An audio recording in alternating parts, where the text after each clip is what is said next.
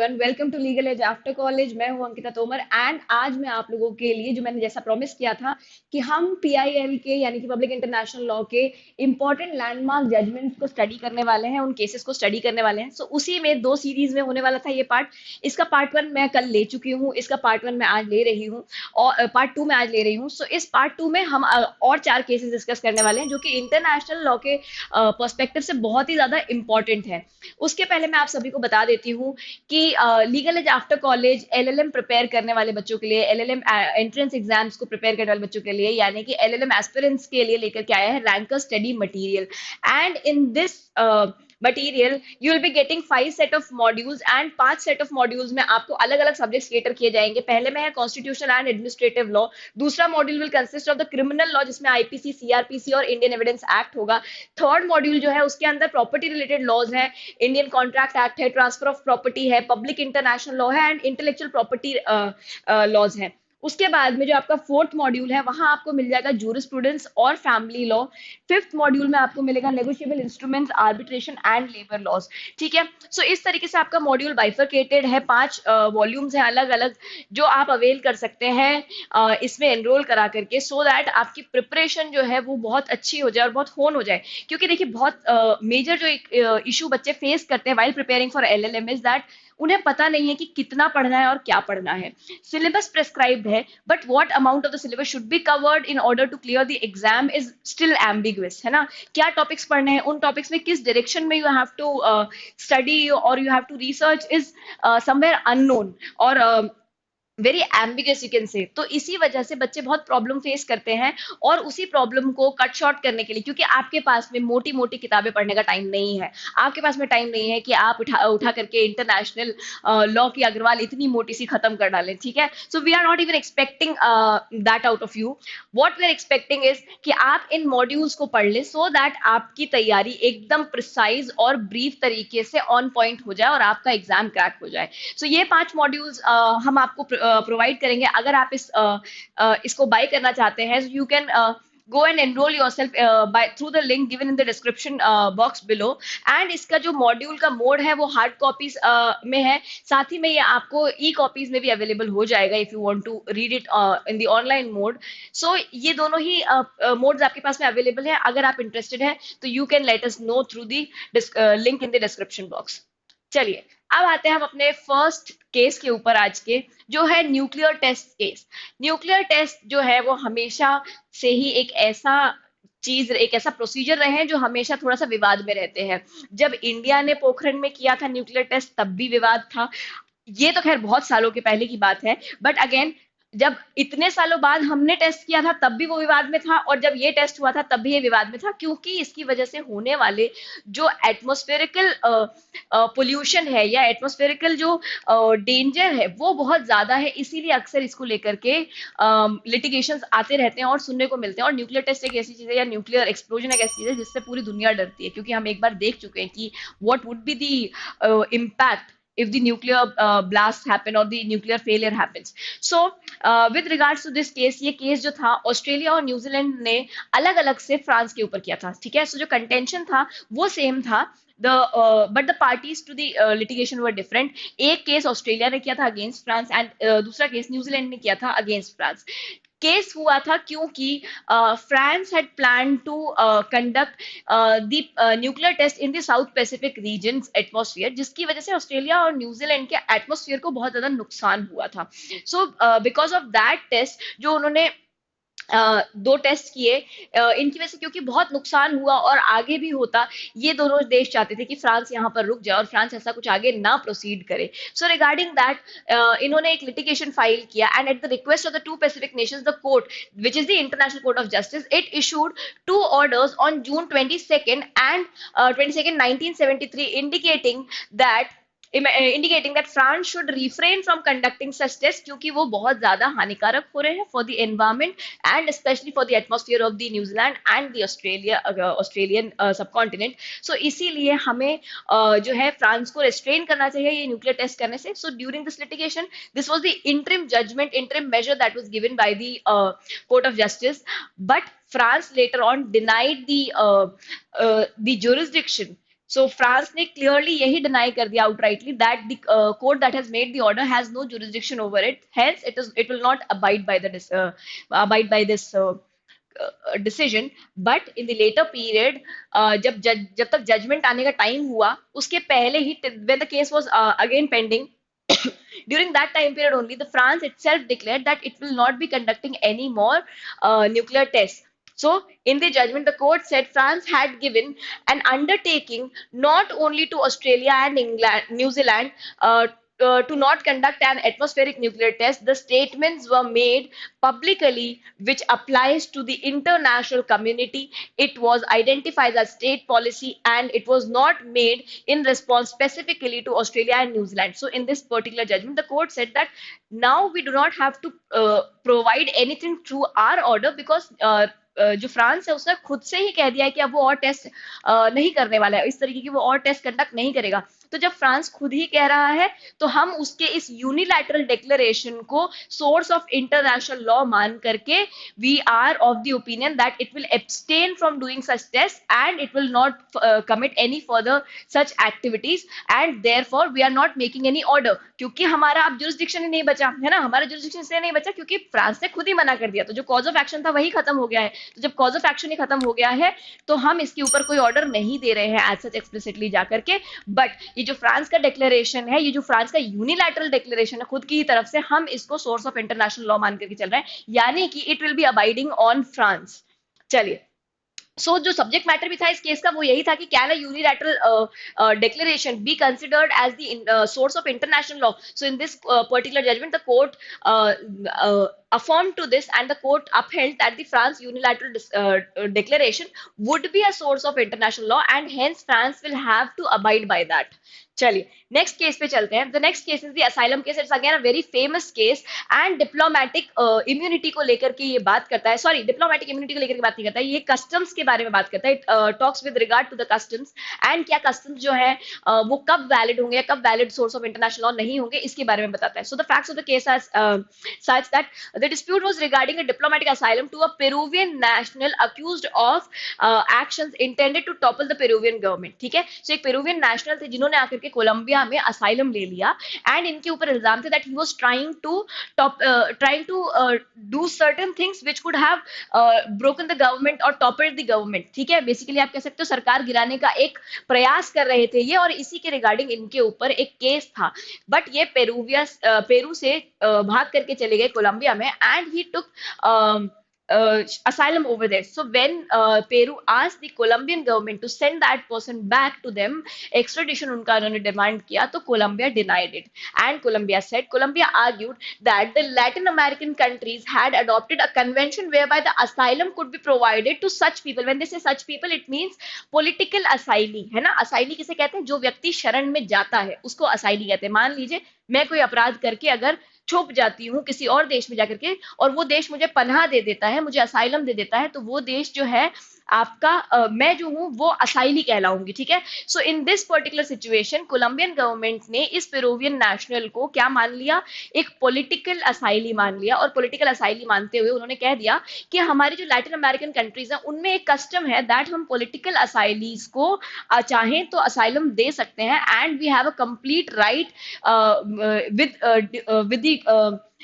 With the virtue of our customs, जिसकी वजह से हम उनकी कस्टडी देने से डिनाई कर सकते हैं, हम उनको आराम से अपने पास असाइलम दे सकते हैं. ठीक है, whereby asylum could be provided to such people and that it was the regional custom. Peru said this state practice was however inconsistent. Obviously Peru would in retaliation say that this practice is no such you can say a proper practice or a consistent practice. ठीक है, तो उन्होंने इसी बात को कहा कि ये बहुत एक inconsistent practice है, there is no such kind of a practice जो regularly follow हो रही है. So इस particular case में जो issue raise हुआ वो finally ये था कि can Colombian government provide refuge to in accordance with the local customs, है ना. क्या local custom को हम इतना strong source of international law मान सकते हैं कि हम उसके तहत किसी को asylum दे दें?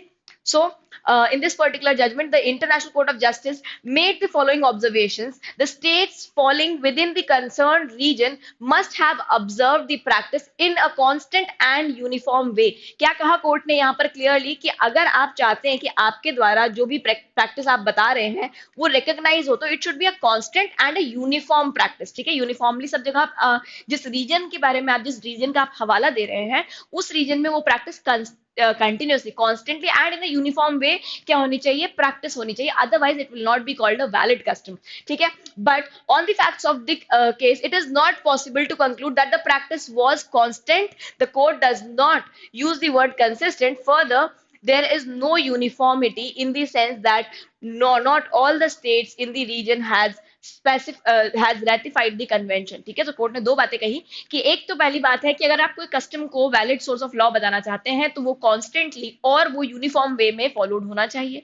दूसरी बात ये कि फैक्ट ऑफ द केसेस से ये नहीं समझ में आ रहा है कि कोलंबिया में ये प्रैक्टिसेस यूनिफॉर्मली या कॉन्स्टेंटली फॉलो करी जा रही थी, या जिस रीजन का ये हवाला दे रहे हैं उस रीजन में ये प्रैक्टिसेस कंटिन्यूअसली फॉलो करी जा रही थी. ठीक है, दूसरी चीज यहाँ कोर्ट ने कही कि अगर मान लीजिए कोई चीज यूनिफॉर्मिटी से फॉलो हो भी रही है तो वो बाकी नेशंस के द्वारा क्या है, रेटिफाइड नहीं है. कन्वेंशन जो है वो बाकी नेशंस के द्वारा रेटिफाइड नहीं है. पेरू ने ऐसा कोई कन्वेंशन रेटिफाई नहीं किया था, तो जब पेरू ने कोई कन्वेंशन ही रेटिफाई नहीं किया है regarding this kind of a practice, then how can Peru be bound, or how can Colombia give a reference to such a practice which Peru has not ratified. ठीक है, चलिए. सो customs के regarding ये कि आपका प्रीवियस जजमेंट था, याद रखिएगा जब भी केस आपका आता है तो वहां क्वेश्चन में क्या पूछा जा रहा है. The next case is Luther versus Sagor and this case is about the recognition of the state. है ना, रिकॉग्निशन ऑफ द स्टेट क्या होता है, अगर आप में से कोई नहीं जानता है तो you can let me know, will take another session on that. So recognition जो हम इन जनरल एक बात कहते हैं, रिकॉग्निशन किसी को पहचान देना. सो रिकॉग्निशन वही होता है स्टेट के केस में भी, एक स्टेट को पहचान देना. ठीक है, स्टेट अपने आप में एग्जिस्ट कर रहा है but recognising it as a state is another thing. ठीक है, चलो. सो अब इस केस के अंदर क्या होता है कि रशिया के अंदर एक लूथर नाम के व्यक्ति होते हैं, बिजनेसमैन होते हैं, जिनकी एक मिल होती है, टिम्बर इंडस्ट्री होती है उनकी बेसिकली. ठीक है, सो इस टिम्बर इंडस्ट्री को सोवियत यूनियन जो है एक दिन सडनली रशियन गवर्नमेंट एक डिक्लेरेशन देता है कि फ्रॉम नाउ जितना भी एक सर्टन अमाउंट बताते हैं कि इतने अमाउंट के ऊपर जितनी भी कंपनीज हैं, जितने भी इंडस्ट्रीज हैं, they all will be nationalise. वो सब क्या हो जाएंगे, गवर्नमेंट की, रशियन गवर्नमेंट की प्रॉपर्टी, संपत्ति कहलाएंगे. एंड साथ ही में उस प्रॉपर्टी से रिलेटेड जितना भी मशीनरी है, जितना भी इक्विपमेंट है, सब कुछ क्या हो जाएगा, सरकार का हो जाएगा. सो लूथर जो है वो वहां पर अपनी कंपनी चला रहे थे, अपना इंडस्ट्री चला रहे थे, टिम्बर इंडस्ट्री. जब ये जजमेंट आया, जब ये वर्डिक्ट आया गवर्नमेंट का, तो वो वहां से ये सब कुछ छोड़ छाड़ करके अपना यूके लौट आए, रशिया से यूके लौट करके आ गए. In 1920 mister Sagor came to an agreement with the Russian nationalised business company to buy some timber. The company sent timber accordingly, but when the timber reached in UK, Luther claimed that those timbers were his timber. He pointed that the UK never recognized the government of Russia, as well as the Russian government had wrongfully taken over his factory. Therefore, the civilized court of UK cannot violate the rules of the Russian law. यहाँ पर Luther ने ये argue किया, सबसे पहले cause of action कब arise हुआ, जब एक मिस्टर सैगर नाम के व्यक्ति ने रशियन नेशनलाइज्ड बिजनेस से कुछ टिम्बर खरीदने की कोशिश करी. जब उन्होंने ये टिम्बर खरीदा तो और ये टिम्बर डिलीवर हुआ, तो मिस्टर लूथर ने कहा कि ये टिम्बर तो मेरा है, it belongs to me, because the Russian government had wrongfully acquired my business. तो इसी रेफरेंस में उन्होंने ये भी कहा कि भाई यूके ने कभी भी रशियन गवर्नमेंट को रिकॉग्नाइज ही नहीं किया है. ठीक है, और जब तक आप किसी स्टेट को रिकॉग्नाइज नहीं करते हो, आप उसको स्टेट नहीं मानते हो, तब तक आपको उसके साथ कोई ट्रीटी करने की, उसकी कोई लॉज मानने की जरूरत नहीं है. ठीक है, सो यहाँ पर ये क्वेश्चन उठा था. अब इस पूरे केस के अंदर जो मेजर एक कंसर्न है वो है एक तो रिकॉग्निशन ऑफ द स्टेट, दूसरा रेट्रोस्पेक्टिव ऑफ रिकॉग्निशन. ठीक है, now the judgment of the court was, the court held that the recognition of the state was retrospective in effect. Recognition हमेशा रेट्रोस्पेक्टिव होता है, जिसका मतलब होता है कि अगर मान लीजिए कि मैं किसी देश को रिकॉग्नाइज कर रही हूँ 1 जनवरी 2023 में, ठीक है, बट इस देश ने इसके पहले भी जो काम किए हैं, इसका मतलब ये नहीं है कि ये देश आज से ही मेरे लिए वर्चस्व में आया है. इसका मतलब ये है कि पोस्ट डेटेड भी मैं ये मान ले रही हूँ कि ये देश एक्चुअल में एक देश था और एग्जिस्ट कर रहा था, तो मैं इसकी गवर्नमेंट को, इसको हमेशा रेट्रोस्पेक्टिव रूप से रिकॉग्नाइज करूंगी, ठीक है। जो रिकॉग्निशन है उसका नेचर हमेशा रेट्रोस्पेक्टिव होता है। So in this judgment also the court clearly laid down this that the recognition of the state was of retrospective effect. Thus the change of the government and delay in recognizing the new government would have no impact before the English courts, ठीक है। अब देखो, recognition of government, recognition of state, दोनों अलग अलग बातें हैं, ठीक है। रिकग्निशन ऑफ स्टेट में हम स्टेट को रिकॉग्नाइज करते हैं कि क्या ये स्टेट कहलाने के लायक भी है, क्या इसके कोई इंटरनेशनल लॉ के अंतर्गत कोई इंटरनेशनल राइट्स, इम्यूनिटीज, रूल्स बनते हैं, ड्यूटीज बनते हैं या नहीं बनते हैं। And when you recognise a government, it means that okay, we identify you as a government, as an international as a representative of an international personality, and hence we'll be we can make treaties with you, ठीक है। तो ये होता है recognition of government. तो अब यहाँ पर नई गवर्नमेंट का रिकॉग्निशन कोर्ट ने नहीं किया था, बट क्लियर आपकी जो यूके गवर्नमेंट है उसने रिकॉग्निशन नई गवर्नमेंट का नहीं किया था, बट उसने क्लियरली ये बात कह दी कि देखो हम ऑलरेडी स्टेट को तो रिकॉग्नाइज कर चुके हैं, नई गवर्नमेंट को रिकॉग्नाइज करने में टाइम लग गया, डिले हो गया नई गवर्नमेंट को रिकॉग्नाइज करना, बट उसका मतलब ये नहीं है कि हमने गवर्नमेंट को रिकॉग्नाइज नहीं किया। It will have retrospective effect, and therefore whatever laws the Russian government had made regarding the nationalization of the business are correct, ठीक है। चलो अब चलते हैं नेक्स्ट जजमेंट के ऊपर। Democratic Republic of Congo versus Belgium का केस है, जिसको अरेस्ट वारंट केस भी कहा जाता है, ठीक है। अरेस्ट वारंट ऑफ 11 अप्रैल 2000 भी कहा जाता है। ये आपका डिप्लोमेटिक इम्यूनिटी के ऊपर केस है। इन 2000 द बेल्जियन इन्वेस्टिगेटिंग जज इन्वेस्टिगेटिंग जज issued an international arrest warrant against a person called Mr. Yerodia, who was accused of genocide, of crimes against humanity and genocide, because उन्होंने एक स्पीच दी जिस भड़काऊ speech की वजह से बहुत ज्यादा chaotic situation हो गई एंड मास किलिंग्स हो गई एक पर्टिकुलर रेस की, ठीक है। सो उनको जेनोसाइड और उनको क्राइम अगेंस्ट ह्यूमैनिज्म के लिए, जेनोसाइड कन्वेंशन के ब्रीच के लिए अक्यूज करते हुए एक उनके अगेंस्ट वारंट जो है, इंटरनेशनल वारंट इशू कर दिया गया। ये वारंट जो है बेल्जियन गवर्नमेंट ने आपका डेमोक्रेटिक रिपब्लिक ऑफ कॉन्गो को भेजा एंड इंटरपोल को भी भेजा। इंटरपोल ने देर आफ्टर उसको जगह जगह पर भेज दिया, ठीक है। सो इसकी वजह से इनके अरेस्ट की बात आ गई। So in this particular case the issue was, did Belgian government break the customary international law standards governing an incumbent foreign ministers full inviolability and immunity from criminal prosecution when it issued and publicly distributed the arrest warrant। अब यहाँ question ये था कि जो mister येरोडिया है वो एक basically foreign minister थे, तो क्या आप ऐसा फॉरेन मिनिस्टर के खिलाफ कर सकते हैं, क्योंकि फॉरेन मिनिस्टर के पास में इम्यूनिटीज हैं and he is holding a position which is completely inviolable. When you से something is inviolable, you mean it can not be touched, ठीक है। आप उस सरफेस के अंदर एनक्रोच नहीं कर सकते हो, उस इम्यूनिटी को टच नहीं कर सकते हो, ब्रीच नहीं कर सकते हो। सो यहाँ पर यही क्वेश्चन उठा कि क्या भाई बेल्जियन गवर्नमेंट ने ये जो आपका अरेस्ट वारंट इशू किया है, ये करके उन्होंने इंटरनेशनल जो लॉ है, जनरल प्रिंसिपल है एक recognised of about the immunity, about the diplomatic immunity, उसको ब्रीच किया है। So the judgment was, it was held that the immunity claim was legitimate and did not examine the question of Belgium jurisdiction. Clearly यहाँ पर court ने कह दिया that जो आपका जो मिस्टर येरोडिया के अगेंस्ट जो आपका अरेस्ट वारंट है, दैट इज वॉइड, बेसिकली वो गलत है, इलीगल है, it should not be done. क्यों? क्योंकि वो डिप्लोमेटिक और आपकी जो एम्बेसीज की इम्यूनिटी है उसको ब्रीच करता है। और ये कहते हुए कोर्ट ने क्लियरली कह दिया that diplomatic immunities will always lie at a very high pedestal and they can not be breached. चलिए, last but not the least, आप लोगों को जहां मॉड्यूल्स मिलने वाले हैं वहीं आपको अपनी प्रैक्टिस होन करने के लिए मिलने वाले हैं बहुत सारे मॉक टेस्ट। तो अगर आप लोग चाहते हैं कि आप अपनी प्रैक्टिस को बहुत अच्छा कर सके, बहुत बेहतर परफॉर्म कर सके एग्जाम में, टाइम मैनेजमेंट जैसा इशू ना हो, इरेलेवेंट क्वेश्चंस क्या है आप क्रैक कर पाओ, ठीक है, कहाँ आप किन सब्जेक्ट्स में यू आर फॉलोइंग वीक आप ये समझ पाओ, तो the best way to understand this is by practising mocks. So in case you guys are interested in practicing more and more mocks and you want to buy a mock test series, Legal Age After College is launching a mock test series जहां पर आपको 10 मॉक्स मिलने वाले हैं A-Lit PG के pattern पर और 15 mock test मिलने वाले हैं CLAT PG के पैटर्न पे। So whosoever is interested, you guys make contact on the given numbers और गो टू आवर वेबसाइट, या फिर आप डिस्क्रिप्शन बॉक्स में दिए हुए लिंक पर क्लिक करके अपने आप को रजिस्टर करा सकते हैं और हमारी मॉक टेस्ट सीरीज को बाय कर सकते हैं। Bye guys, make your day great. I hope this session was helpful for you. And for more such videos, subscribe our channel, press on the bell icon, and also like the video.